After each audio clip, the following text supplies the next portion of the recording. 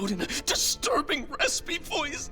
That novel is the most horrific thing ever written. The new Netflix anime anthology is all about peeking into the worst forms of terror imaginable, and Junji Ito's take on the fear of the unknown takes shape in some spine-chilling stories that have been adapted.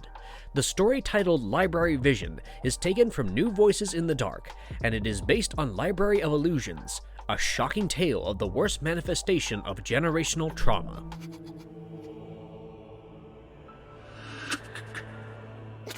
Exploring the story of Goro and his obsession with his library, the episode opens with a young boy being haunted by the silhouette of a tall, dark monster in the dark. The very next scene takes us to a house in the middle of nowhere, and a man named Goro can be seen peacefully reading from a book from his library. He is interrupted by his wife Coco, and we soon find out that peaceful is not exactly the word to be used for describing Goro.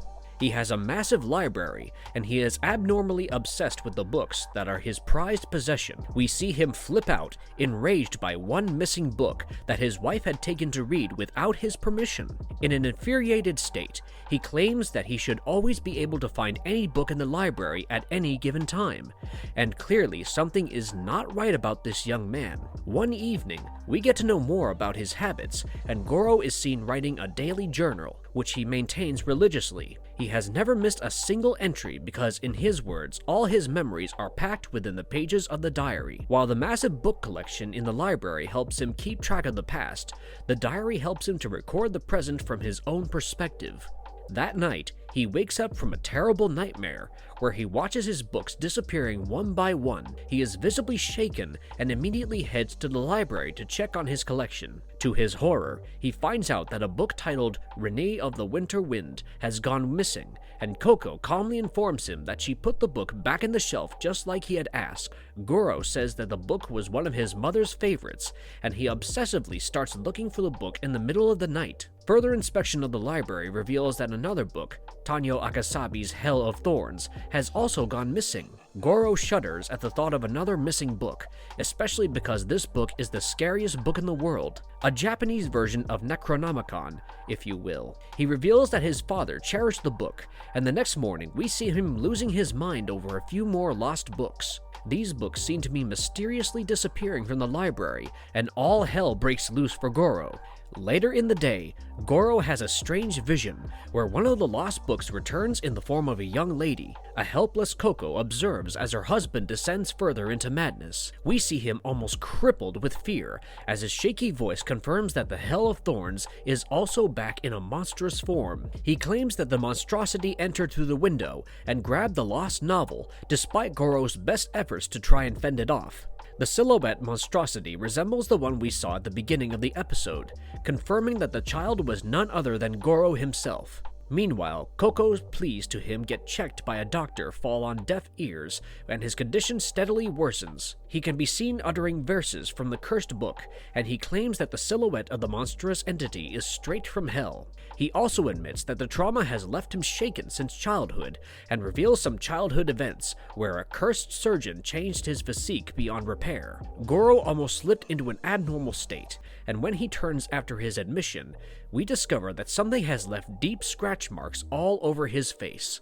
His struggles continue as the books continue to disappear, and he takes the weirdest decision you can imagine, integrating the knowledge of every last book within himself. He goes on an obsessive reading spree, and slowly his memories start departing his mind. In the climactic moments, we see him sitting in the middle of hundreds of books, and a lantern falls to the floor and the entire room is up in flames. Goro continues to sit calmly as everything around him starts to burn. The last scene shows a man who is probably Goro, locked in what looks like a mental institution. He continues to recite verses that he memorized, and we shudder at the sight of this mutilated face. He has the Joker's smile on his face, and clearly the last drop of sanity has left his mind. But it entered from the window, grabbed the novel, and read the cursed thing out loud. Who is the tall humanoid silhouette? The story doesn't really introduce the conventional monsters that you might expect, but the humanoid silhouette still strikes fear in the hearts of the viewers. Goro always associated the creature with the book Hell of Thorns, which he repeatedly claims to be the most cursed and scariest book in the world. Since the book was his father's favorite, there is a chance that the man recited the cursed verses and summoned some creature from hell into this world. The book contaminated the entire library, and that would explain the sentient nature of the books, or the human forms that Goro watched every now and then.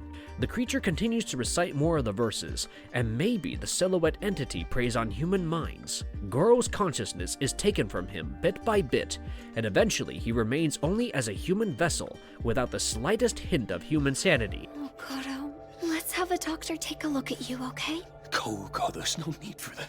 What made Goro so obsessed? Does Coco even exist? The story dwells heavily on Goro's obsession with the library, and this unhealthy attachment could have stemmed from issues formed in his childhood. It is never revealed what happened to his parents, but we do get to know that his mother's favorite book was a romantic novel, and his father's prized possession was the scariest book in the world. If their literary choices are any indication of their character, then his father could have been a satanic cult member or simply an abusive man. The traumatic death of his parents, or years of physical and mental abuse, might have pushed Goro to form an unhealthy attachment with the library. Of course, you can also consider the supernatural angle that we discussed previously, but this does seem like a more rational explanation. By this logic, everything Goro saw and did was all in his mind, which brings us to the next big question. Did Coco even exist? Throughout the narrative, we watch Coco take an unnaturally dormant role. She never really takes any initiative to take Goro to a doctor, nor does she force him out of harm's way during the event of the fire in the library.